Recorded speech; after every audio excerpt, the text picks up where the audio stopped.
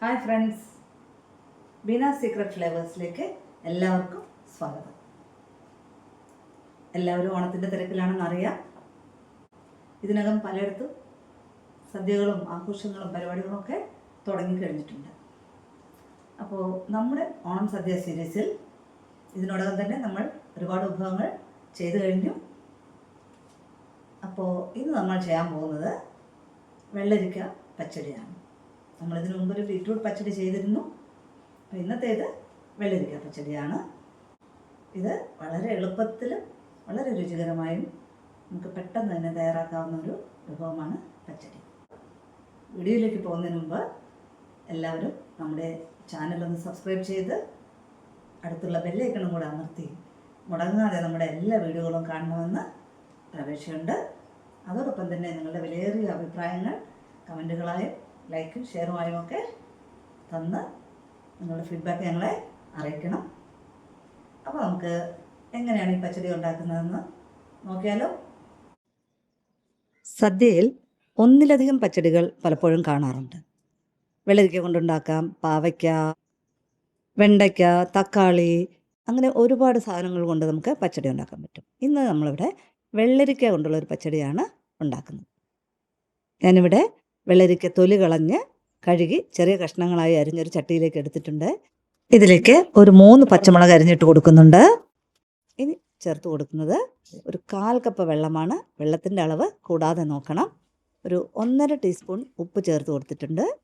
ഇനി നമുക്കിത് സ്റ്റൗവിലേക്ക് വെച്ച് അത്യാവശ്യം ഒരു മീഡിയം ഫ്ലെയിമിൽ വെച്ച് ഈ വെള്ളം വറ്റിച്ചെടുക്കാം. അപ്പോഴേക്കും തന്നെ നമ്മുടെ കഷ്ണങ്ങൾ നന്നായി വെന്ത് വരും.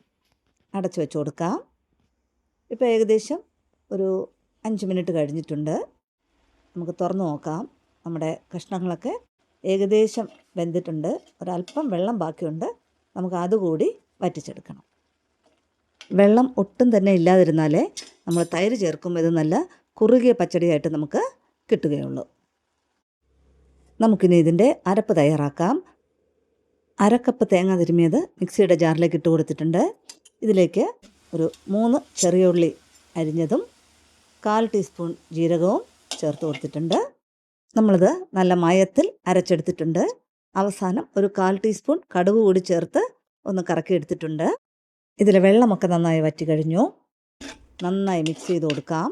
ഫ്ലെയിം എപ്പോഴും ഒരു മീഡിയത്തിലോ അല്ലെങ്കിൽ കുറച്ച് ലോ ആയിട്ട് തന്നെ വെച്ചേക്കാം. അരപ്പ് കഴുകി ഒരുപാട് വെള്ളം ഒഴിക്കരുത്, അല്പം മാത്രമേ ചേർക്കാവൂ. ഈ അരപ്പൊന്ന് ചൂടായി കിട്ടിയാൽ മതി, തിളച്ച് പോകരുത്. അതുകൊണ്ട് നന്നായിട്ട് നമുക്ക് മിക്സ് ചെയ്ത് കൊടുത്തുകൊണ്ടേയിരിക്കാം. ഇനി നമുക്ക് ചേർത്ത് കൊടുക്കാനുള്ളത് തൈരാണ്. ഞാനിവിടെ ഒരു 1/2 കപ്പ് തൈരാണ് ചേർത്ത് കൊടുത്തിട്ടുള്ളത്. പോരെങ്കിൽ അല്പം കൂടി പിന്നീട് ചേർത്ത് കൊടുക്കാം. അപ്പോൾ നന്നായി മിക്സ് ചെയ്ത് കൊടുക്കാം. ഇപ്പോൾ തേങ്ങയും അരപ്പും എല്ലാമായിട്ട് നന്നായി മിക്സ് ചെയ്തിരിക്കുകയാണ്. ഇതും തിളയ്ക്കാതെ നോക്കണം. തൈര് ചേർത്ത് കഴിഞ്ഞാൽ പിന്നെ തിളയ്ക്കാനേ പാടില്ല. അപ്പോൾ നമുക്ക് ഉപ്പ് ചെക്ക് ചെയ്ത് നോക്കാം. നോക്കിയപ്പോൾ ഉപ്പ് അല്പം കുറവാണ്. ഞാനിവിടെ ഒരു 1/2 ടീസ്പൂൺ ഉപ്പ് കൂടി ചേർത്ത് കൊടുത്തിട്ടുണ്ട്. ഒരു 1/4 കപ്പ് തൈര് കൂടി ചേർത്ത് കൊടുത്തിട്ടുണ്ട്. അപ്പം മൊത്തത്തിൽ 3/4 കപ്പ് തൈരാണ് ചേർത്ത് കൊടുത്തിട്ടുള്ളത്.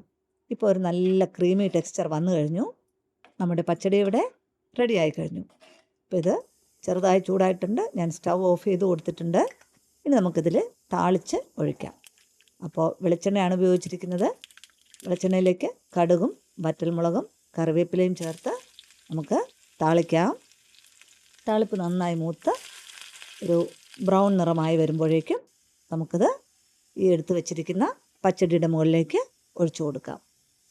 ഇപ്പോൾ കാണാനും എന്ത് ഭംഗി! ആ വെളിച്ചെണ്ണയുടെയൊക്കെ ഒരു നല്ല മണവും വരുന്നുണ്ട്.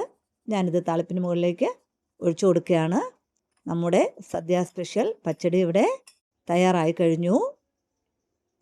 ചെറിയ പുളിയുള്ള തൈര് ഉപയോഗിക്കുന്നതാണ് എപ്പോഴും നല്ലത്. പുളി ഒരുപാട് കൂടാനും പാടില്ല. തീരെ പുളിയില്ലാത്ത തൈരാണെങ്കിലും ആ രുചി ഉണ്ടാവില്ല. അതുപോലെ തന്നെ ഈ പച്ചടിക്ക് പകരം, വെള്ളരിക്കയ്ക്ക് പകരം നമുക്ക് വെണ്ടയ്ക്കയോ പാവയ്ക്കയോ ആണെങ്കിൽ അതിനെ എണ്ണയിൽ നന്നായി വറുത്ത് കോരി ഇതേ അരപ്പും തൈരുമുള്ള മിക്സിലേക്ക് ചേർത്ത് കൊടുത്താൽ പച്ചടിയായി കഴിയും.